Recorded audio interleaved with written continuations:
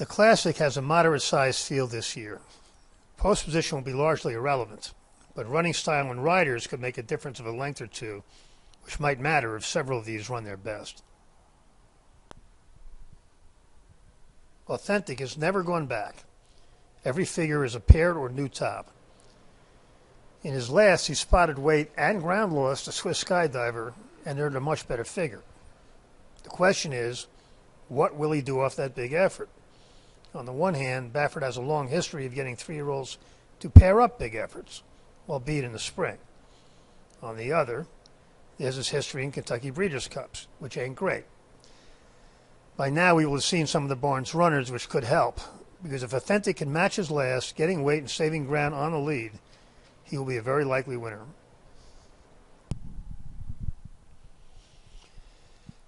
By My Standards kept marching forward until he ran that big one in the Whitney, after which he was able to get back a little and still win.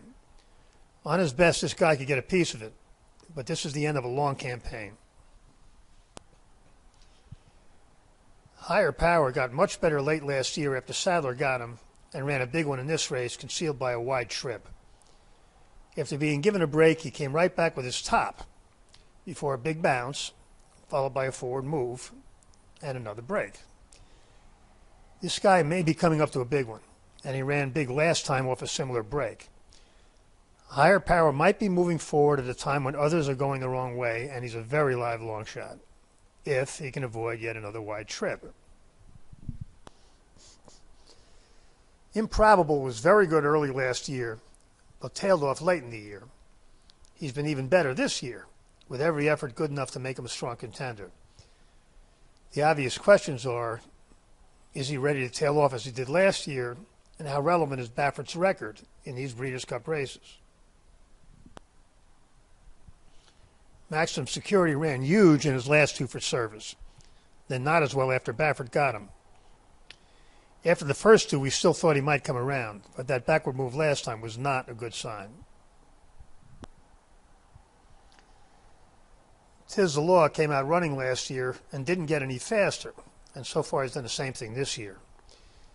He ran no faster in his last two than he did at Gulfstream, and in fact a little slower. It's possible this colt could finally be ready for a breakthrough, but he goes in slower than several, and we're curious as to why he skipped the Preakness, where he would have been a short price in a Classic. This is not a horse we want as one of the favorites. Tom's Day Tot ran 8 big ones in a row until he had trouble at the start of his last.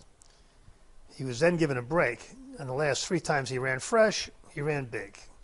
We expect him to do so again now. Lots of the horses in the Classic have big figures, but it's the end of a long season for most, and not all of them will fire. By now, we should have a line on how Baffert's runners are doing, and that obviously matters a lot, though we don't like Maximum Security regardless. We also don't like Tiz the Law as one of the favorites. The two we do like, both are coming in off short breaks and should be coming up to big efforts. Tom's Day Tot and Higher Power at prices in the Classic.